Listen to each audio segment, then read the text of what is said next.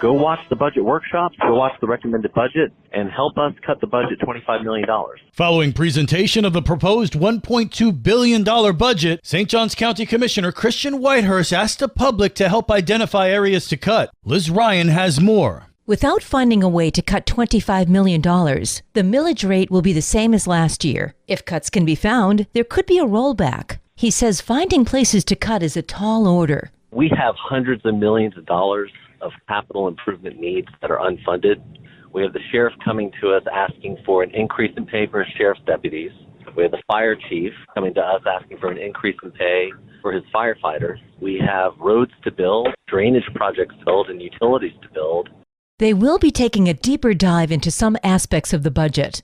Do we need every piece of equipment that's on the recommended budget? Is every project an urgent need, or is it something that can wait? Those are the things that I'm going to be looking at. Much of the budget is going to playing catch-up on infrastructure. Not all developers have made good on their promise to build the roads around their new developments. Whitehurst promises that, going forward, new houses will not be allowed to be built until the roads are there first. We have required that the developer build the roads for transportation capacity for their neighborhoods up front before the first house is occupied.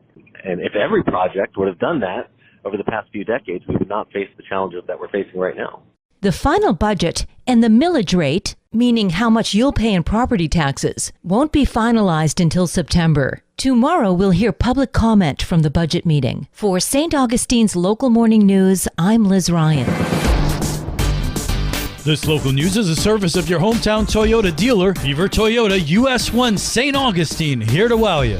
Check your mailboxes because your trash, recycling, and yard waste collection days may change if you are a customer in St. Johns County. And the reason Megan Whitlock, Public Information Specialist for St. Johns County, is telling residents to check their mailboxes is on August 1st, the county has contracted with a new company to handle waste management. FCC Environmental Services will now be picking up your trash. There may be a few changes to schedules. Some people will see change in service days, but it's a very small number. About 11% of residents will see their service days change. Everybody else will remain the same. You will have gotten a postcard last week or this week with that information on it that says specifically what days your recycling, yard waste, and regular trash are getting picked up. You can also download the Recycle Coach and check on there or on the county website on the solid waste page or recyclestjohns.com. And for those wondering, FCC Environmental Services had the lowest bid when the contract came up for renewal, and they've gone the extra mile for their new customers in St. Johns County. They were the most qualified. They did extensive interviews. They turned in a lot of qualifying documents to prove that they would best provide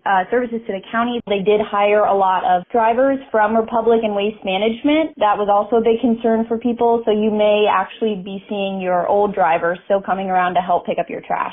August 1st is when the changeover takes place. Be sure and check your mail for that postcard, and if you need, you can find out more on the county website, sjcfl.us.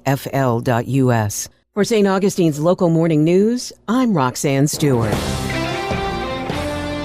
You can once again look forward to events at the St. Augustine Outlet Center on Route 16. According to attorney Brad Wester at the recent St. Johns County Planning and Zoning Agency meeting, members have applied for permission to hold promotional events and holiday activities. So the uses we're requesting are Christmas tree sales, pumpkin patch sales for Halloween, obviously, so it's, again, seasonal, fireworks, spas and hot tubs, wholesale food trucks, mobile food trucks, which are very popular, RV, auto sale promotional events, and then, for instance, a small carnival, circus, or fair. The request is a major modification to the St. Augustine Outlet Center to add temporary outdoor sales and display and the on-site sale and consumption of alcoholic beverages as allowed uses. We sat down with staff to come up with the list that they felt it was best for their temporary administrative review. So, for instance, a pumpkin patch, they can just do that by right at the owner's discretion. They can put up a pumpkin patch out there. There's no need to waste staff's time on that. But things like Christmas trees, which could be flammable, or fireworks, obviously you got the right license to have that fireworks display. Those things, credibly, are to be reviewed internally by staff, but not burden the overall public hearing system since we're vetting that now. The next step is approval by the county commissioners. For St. Augustine's Local Morning News, I'm Karen Johnson. And now you're up to date with St. Augustine's Local Morning News. I'm Rich Carroll.